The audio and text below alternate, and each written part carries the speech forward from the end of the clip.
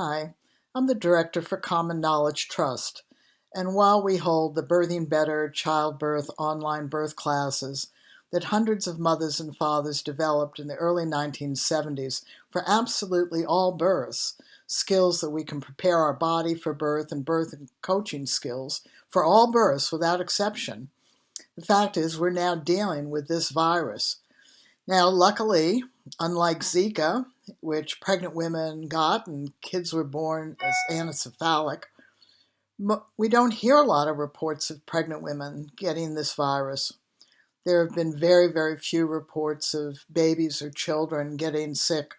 There have been a few reports, unfortunately, of children dying. Mostly this virus has impacted my generation of people, good, bad, whatever. However, there has been, without a doubt, a screaming argument that has been going on about this virus. Do you wait for the official language and have things that are proven to work, in which the doctors are saying to us they don't have anything other than triage and try to help people be comfortable? Or do we try things in which the internet then explodes with these things are scams or fake, it's natural health disasters which lead to more chaos? Where are we supposed to be about this? Are we supposed to wait? I mean, after all, the official message is in all countries, and I'm in New Zealand where we have a total lockdown. So the official message worldwide, if you feel unwell, is go home, don't go to the hospital, and call your doctor. Do you know how terrifying that makes people feel? Absolutely terrified. Because even though we all know that 95% of these cases are mild to moderate that don't require hospitalization, we do know that people get a very, very rapid decline if they get it. And that cytokine reaction can cause 5% of people who get this virus into intensive care and on ventilators, and 50% of those will die. And we do know that there are those out there that go, oh, well, we have in the United States 30,000 suicides by guns. This is nothing. Or we have up to 60,000 people who die of a flu every year. This is nothing. Well, but we understand those things. We don't understand this virus yet, and it has caused us to go into a panic. Some countries are doing shutdowns, like New Zealand, total shutdown until the 23rd of April.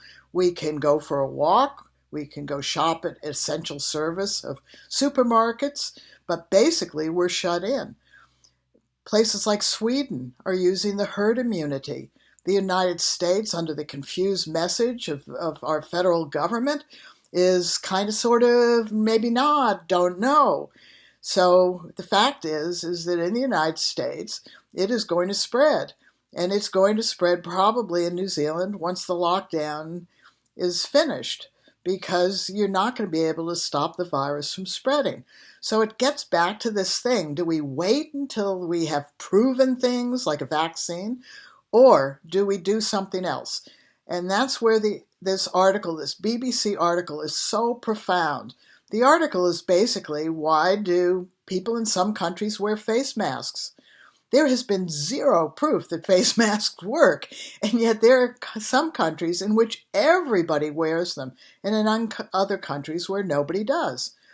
It's been proven that the virus lingers on surfaces, but what surfaces? We're told to clean only very few of them. It could be in my hair, on my eyeglass, on this chair, on my clothes.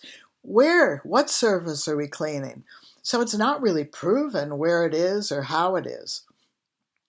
And we're told that this is fairly asymptomatic. 50% of people tested are asymptomatic. So what does that mean? That we have no symptoms and then suddenly we get the cytokine reaction and we end up in intensive care and 50% of us are going to die. That is terrifying. So one of the things that this article said was that the reason people wear face masks in some country is under a philosophical viewpoint, which is every little bit helps. And in New Zealand now, the total lockdown is the same thing. People in New Zealand believe we will follow the government and that every little bit helps, that if we can stay home for the next month, that this virus will lessen. We don't know that, but every little bit helps. So when this discussion sort of bloomed, don't use any natural health stuff, only wait for the proven stuff. I'm the director of an NGO called Common Knowledge. Trust me, we believe in every little bit helps because I've spent a third of my life living in countries and traditional communities where there is little or no access to any modern health care. Do you think people really just wait? No, every little bit helps. So we want you to know what that every little bit helps does. So if you feel at all that you might have caught this virus, then the first thing to do is to do what doctors, nurses, and dentists have told us for years to cut down on the load of viruses and bacteria in our throat and nose, which is gargle with warm salt water or lemon juice or mouthwash or anything you want to do. And do that 3 to 5 times a day because it can cut down on the viral load.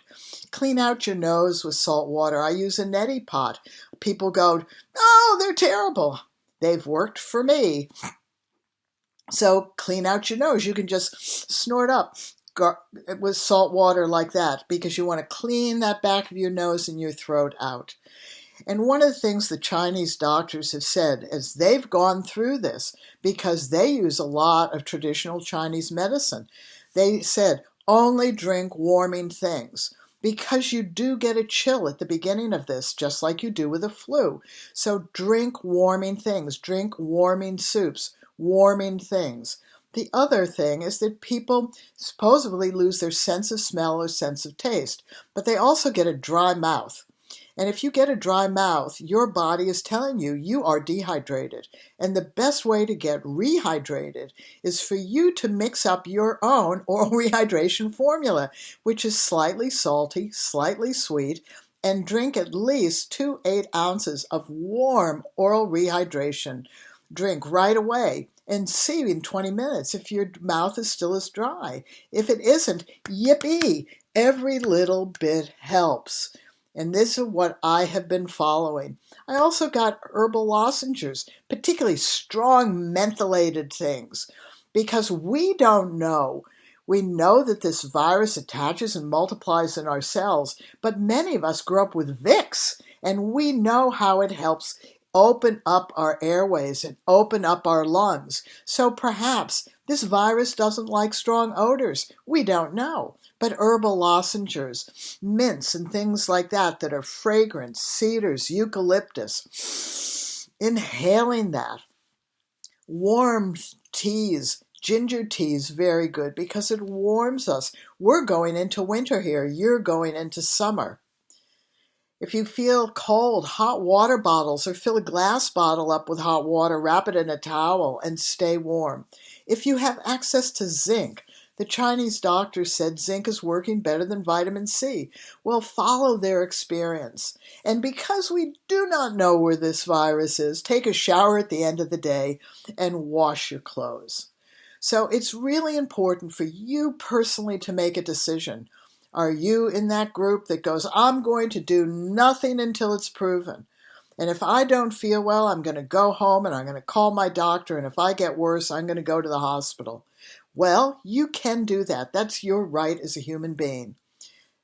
As the director of this New Zealand NGO called Common Knowledge, I follow common sense, common knowledge. So I made a choice personally, and I've been saying this to my children and they tell that to their children, whether they follow these common sense things. You can try every little bit that helps. That's what's important. Please share this. Please spread it around. We all have a choice now, doing every little bit of the thing that helps, whether it's preventing getting the infection or when we don't feel well. Or we have a choice of doing nothing and being guided either by a belief that this virus is going to just move through our communities like measles does or mumps does or flu does, or HIV did, or SARS, or MERS, or Ebola in African countries. We can take that approach. You can take that approach. I don't know. We don't know whether herd immunity in the long run is going to be the best approach or whether shutting everything down will be the best approach. We don't know. And given that we don't know, you choose whether you wait until things are proven and get the evidence-based research and the double-blind studies, or whether you follow common sense and common knowledge.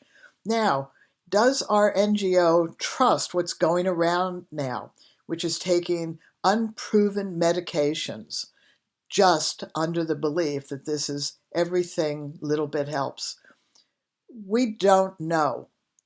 We are not advocating it.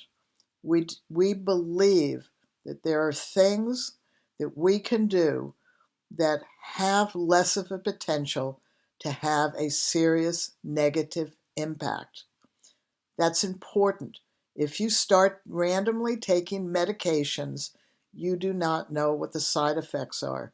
If you gargle with warm salt water or lemon juice and clean your nose out, you still might get sick, but it does not have strong negative side effects.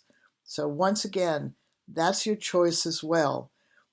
As a trust, we advocate you use common sense and do things that can potentially have positive results with as few side effects, negative side effects as possible. That's common sense, but it's not always common knowledge. So thank you for listening. We have a playlist on YouTube under Birthing Better 1 channel, and you'll find this on our Facebook, Birthing Better Childbirth Preparation. We're going to be doing a live, free, 7-series online skills-based course within the next week or two, early April, both on YouTube and on Facebook, that will go over the skills in birthing better. Now is the time more than ever that we need to grow a skilled birthing population, that all expectant families consider it normal and natural that when you're pregnant you self-learn birth and birth coaching skills. My mother's generation and every generation beforehand was left alone to birth. They didn't have skills. My generation was fortunate that Lamaze and Bradley method were taught all over the United States, and multiple millions of us use skills in hospitals where doctors and labor and delivery nurses saw us using some skills to cope and manage, work through, handle, deal with, stay on top of, and feel in control. And then the natural birth movement came along and continued the message that we just really want natural births, and decided that the choices and birth plans were going to achieve that. We forgot very early that 100% of pregnant women will give birth one way or another, and that it is always an activity we do with our baby. And this is a life-transforming activity in which we need to be skilled. And the best person to teach us our skills is ourselves. And thankfully, we now have a lot of ways to teach ourselves, whether it's online or now almost entirely online. So we used to be in the library, and some people went to classes, which is fine. You're still self-learning. So remember, if you know a pregnant woman or you're pregnant yourself, become skilled. We'd love you to want to purchase Birthing Better, but there are other skills-based methods out there as well. You just want to use skills so that you cope and manage better, regardless of where you birth, who is with you, what's happening to or around you, or your beliefs around birth. You cannot plan a birth. Babies don't come to plan, but you are going to do that activity. So do that activity with skills. And even though your partner or your doula may not be with you, they can help you learn these skills in the privacy of your own home. So go ahead and take care. Bye-bye.